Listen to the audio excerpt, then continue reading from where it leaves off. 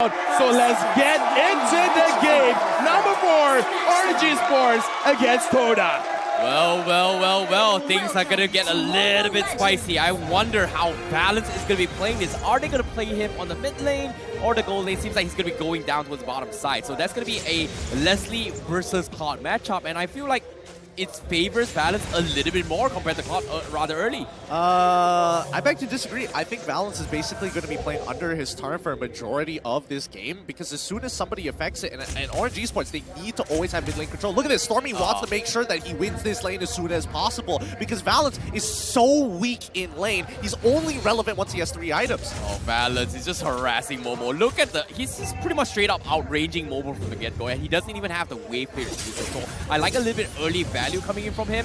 However, middle lane, Chiku looking to get a little bit aggressive to try and bait out rotations, but from the side of TODAK, it all comes down to rival. Once he has this cut soul coming in from this Fanny, he's going to be looking to set up a rather early play before things get out of hand. Keep your eyes on mid lane. Stormy is sacrificing a lot of mana just to clear these waves fast to allow AIM to have free roam down to the bottom side of the map. Now, it's about coverage here. Subway is down there, so therefore Grok doesn't have to make a move just yet. Farsa needs to reset, but she's coming back into the lane as soon as possible, and Stormy still opting to go for the 3-1 and 2 sub-emblem build. He only wants 1 point in that movement speed.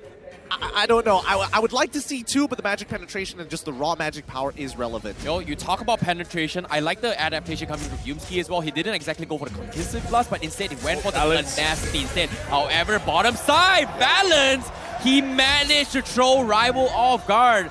That's one way to deal about it. We talked about whether Brody's a bright play. Seems like Leslie's not that bad as well. Yeah, honestly, TODAK, just give this up. Give up this turtle. You don't care about it. You don't need it. Just go back down and re-dive him. Yeah, right now, honestly, for Orange Esports, that was a very good showing from Balance. Making sure that he can survive a 1v3, that's great. Yep, seems like TODAK, they want to try to set up a play for Mace. He doesn't have the Black Dragon. He's still in the Dragon form though, but here comes the Feather Ezra as well as the counter Altar. They want to go in for some fight. Rival trying to dive the back line, but seems like he's expended a little bit too much energy. He might be caught off guard. Guess what? He's trapped. They go for the wrap around, but Orange Esports, they don't want to take the risk to dive this. So that is going to be a little bit of trades, empty trades from both sides, but you can see the potential of both teams now. Dang, man. Formaze is playing this really, really well. His engages are looking so very good, and Balance even opting to use his ult early just to make sure he doesn't take a bad trade against Momo. Previously, Momo, as soon as Momo gets his Blazing Duet, he's going to look to trade against Balance and force him to recall. Yep, right here. Oh, as soon as you speak of it, and Balance now going to be forced to back out. He's taking a little bit too much damage, but here comes Fanny as well. Rival looking for the dive. Balance, is he going to be able to get the kill? But no, we're down for the auto attack. The Concussive Plus comes in, but the damage from the tower is not going to be able to help him trade. So that's going to be a nice dive from TODAK and a good, healthy gold plating in his favor.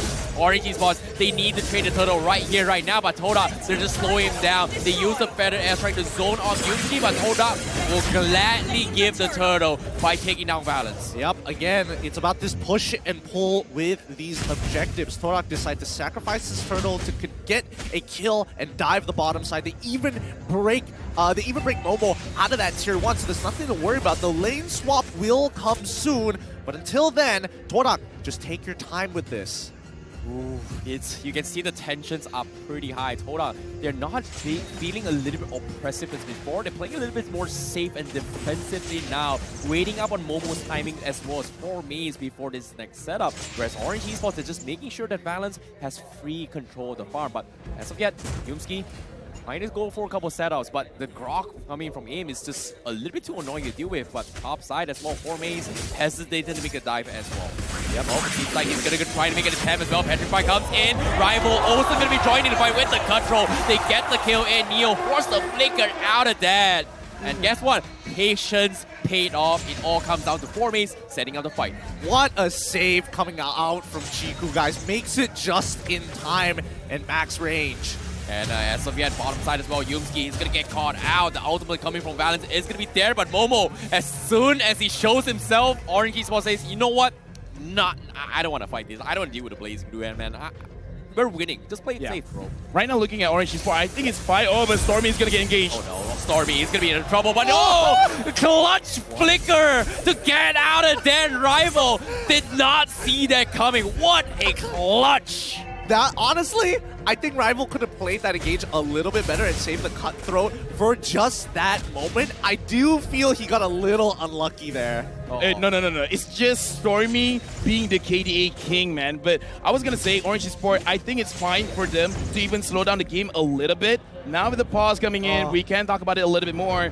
TODAK, they have a 1,000 goal advantage. However, right now, Orange Esport, I got to talk about this kind of trio kind of fight. Stormy as well as Valence are going to be very strong in the late game. But if Momo plays it well, he can basically heal both of them. So, looking at the late game, I got to talk to you, Gideon, as well as Terrence. In the late game, which composition do you actually favor a little bit more? Because 2 threats from Orange, but 1 threat from TODAK could potentially take out both of these crazy threats. Personally, I think Orange Esports have a much better scaling composition in comparison to TODAK. And the number one factor is the fact that Fanny doesn't really scale, right? And when you're thinking about the Blazing Duet, yes, it's an extremely powerful tool, but the question is how relevant is Fanny going to be to break a Winds of Nature out of Valence specifically to allow this Blazing Duet to get maximum value? I think I definitely agree with Gideon as well. I feel like Orange Esports has a little bit more value because of the fact that Stormy, if he gets all max items, one Feathered Airstrike completely chunks down the entire HP bar of Cloud Altar. And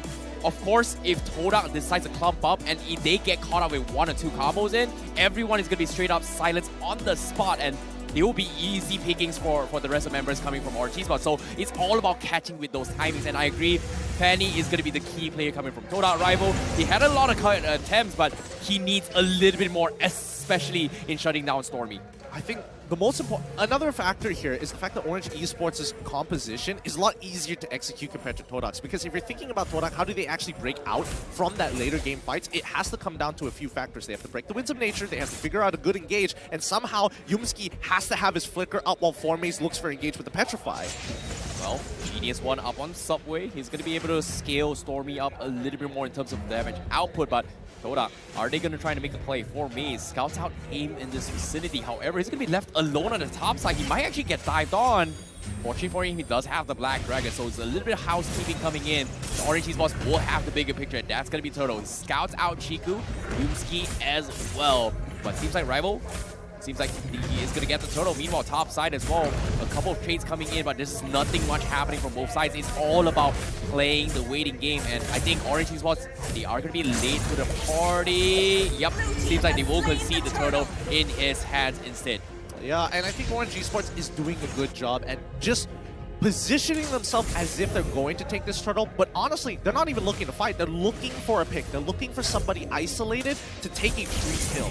Yep, oh, aim. If he got the wild charge in, maybe, just maybe, Orange Esports might go in for the dive. However, they need a follow-up. CC and Neo nowhere to be found. He's making sure that Formaze is kept in check on the top side. But Yumski makes a dive. He catches Stormy. Where's the follow-up? Can they go for the snipe? Yes, they do. Great pull coming from Chiku with the Stampede. Pulls him back down from Herb, and TODAK gets a kill. Double kill for them. They lose Formaze, but they get 3, and now the oppressive nature comes in. Oh my goodness, Orange Esports, they should know they can't go into these choke points against the Fanny. They just needed to push back towards their own turret, not try and go in towards the purple buff funnel. And instantly, Rival is getting maximum value from his steel cable, finding 3 targets each time he auto-attacks. Yeah, he's got to back out as well. Greed is kicking in, but they have to respect it. No retribution, steal the purple buff. He needs to go in for the setup, secure his own purple buff, and then fight for this next Lord pin. 48 seconds left. This Lord is going to be the key winning factor for Orange Esports. If Orange takes it, they're back in the game. But if TODAK takes it, Orange Esports is going to have a little bit rough time. Stormy's position going to be a little bit more important now than before. Actually, looking at this game right now, Orange going up against TODAK, I was about to question TODAK, should they increase the level of aggression here? Looking at the items, Momo is all ready to fight. But looking at Valence, he only has 1 item. It looks like he's going for a Blade of Despair. Is this a good choice? Well, it's going to take a little bit more time, but hold that thought for now. Formaze, they're going for the wrap around. He tries to catch a zone of Subway, but he's in the middle of all 5 men. Feather Airstrike finally comes in. Rival tries to go in for the push, but no, he got KO from Neo and no follow-up return trade for him. Meanwhile, this is happening. TODAK realizes that, you know what, we just lost him. Guess what? We are going to try and trade off a tier 2 up top instead. Nothing we can do. Can we get a little bit more? Orange Esports, they have to make a decision. Lord Pit or defend the top side. And it seems like their decision is going to be setting up Subway up top instead. Meanwhile, on the back lines, Neo trying to get a little bit of a catch. Unfortunately, doesn't seem to find anyone yet. It's about trading gold here, and I think TODAK are making these aggressive plays and are willing to sacrifice pawns. In this case, unfortunately, it has to be for Maze because he's the only one who can get in and out of fights a little bit more effectively, but they're even supporting him with Fanny just in case he's able to chunk somebody low. I think that Orange Esports want to just drag this game out for as long as possible. Every minute being wasted by TODAK is a minute that Orange Esports is slowly gaining an advantage. Well, Yumski in a very, very risky position, but Orange Esports, they don't really want to dive on him yet. They scout aim out, but aim is going to be rock solid, dead hard, and just chilling right here, right now. That's his ultimate, getting baited out, but there's nothing much happening, just roaming. What's Yumski in? Aim's just showing how rock solid and rock hard he is. Yeah, it's pretty tanky for him, but finally they concede control, realizing that the top side lane is going to be shoved in from side of Orange Esports. So TODAK, they will show rival on the top side to defend. Right now, looking at this kind of situation, both teams are looking at who actually pulls the trigger first. So, Orange Esports going up against TODAK. What is Orange looking to bail out of TODAK, and what is TODAK waiting to bail out of Orange Esports? But before that, aim managed to get one. Stormy gets a kill. Oh my goodness, that's a big catch coming from Orange Esports. Chico immediately demolished before the fight even begins. No count altar for at least a couple of seconds in. However, he does have the passive ability. He's going to be able to join the fight immediately. Yumski gets spoken down in, and here comes the clutch count altar. Orange Esports, they have to run for their lives, and they did not realize how quickly it's going to be happening. Rivals go for the back line, but instead gets caught up by Valence, and because of that, they lose the Fanny. TODAK now has no more ultimates. They have to back out, and Orange Esports taking full control in this game. I think this kind of answers your question, LaFell. This is what Orange Esports were waiting from TODAK, a commitment on ultimates. They got the Black Dragon form, they got the call altar, they basically got everything, and now the catch continues. Oh, the I'm Offended is gonna be their big mess up because Aim is gonna be able to survive this now. 4May is gonna get wrapped around from Neo. He gets one, and he gets another one. Oh no! Chico gets the trade-off, he survives. He even things out, but the odds are not good because Momo, he tried to get the Blazing Duet, instantly gets shut down. Sit down, Momo, Orange Esports says, and now the Lord is gonna be in their favor. 3v2, and if Grok gets Retribution out of Rival, wait. okay, they've got everything that they need. Wait, did Aim get it? He got it. got Oh, a no. purple bomb. They got everything. Oh my goodness, what a performance coming from Orange Esports. What a turn around. The tempo just spiked up, man. It doesn't stop here. It doesn't stop here. And as I mentioned, every minute being wasted by TODAK is an advantage going over to Orange Esports. And this Lord secures their lead and gets them and guarantees that they make it to the later stages of the game. This is where Orange Esports is going to start piling up. And gold advantage, you can already see by the gold rank, it's Valence top in the charts. All right. Right now, the game is paused. Perfect time for me to ask the question. First here and there, we have people coming all the way from Johor in buses. Oh, yeah. Yeah, that was a kind of surprising Vector Road. They had like a battle chant prior to the show. But as of yet, the game will continue. Will Orange Esports bounce back, or will TODAK defend? Because as of yet, Subway is going to try and take a tier 2 up top. They will concede Lord control in the hands of TODAK. So TODAK will get an easy defend unless Aim has something to say about this. Wall block is there. 4May taking a little bit too much damage.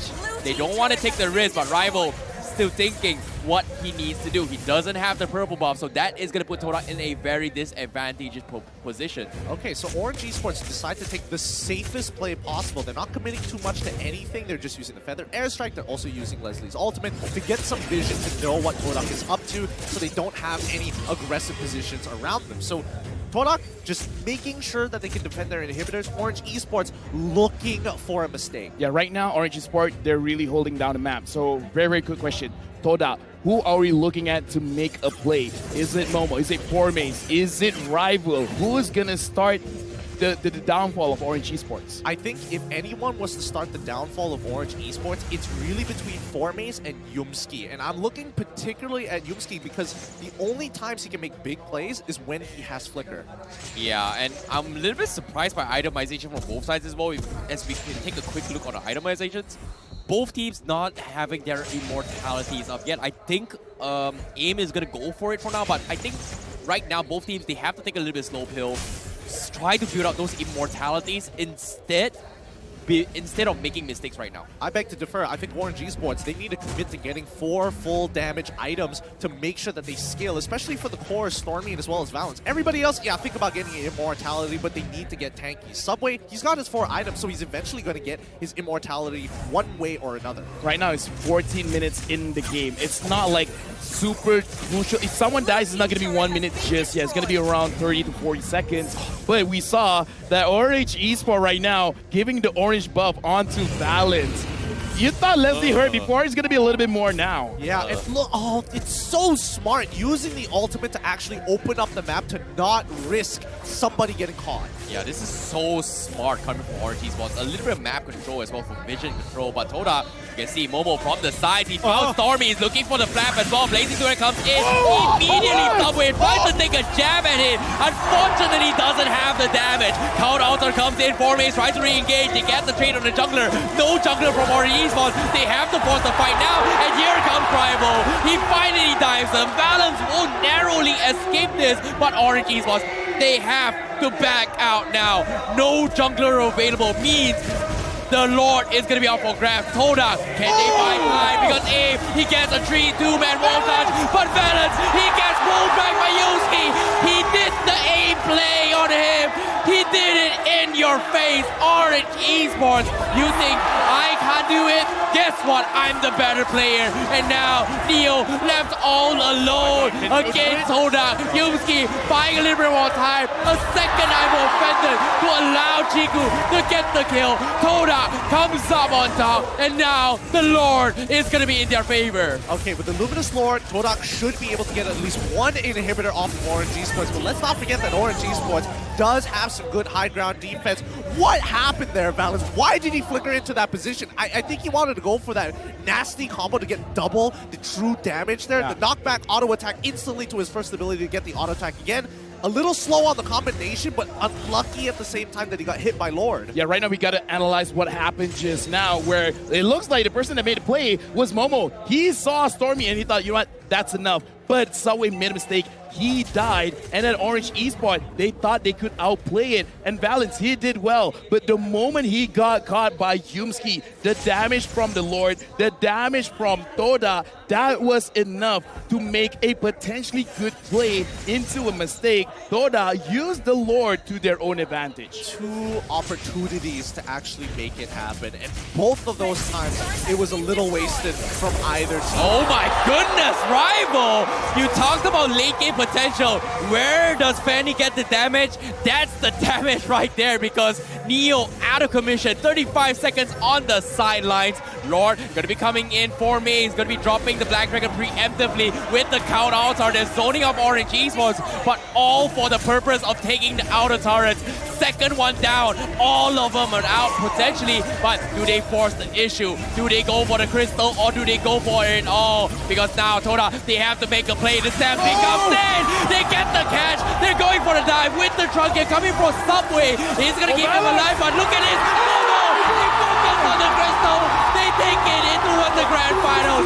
Ladies and gentlemen, TODAK, your first M-Series representative here for MPL MY. Nicely done by TODAK. They make their way towards M4, booking their tickets right now.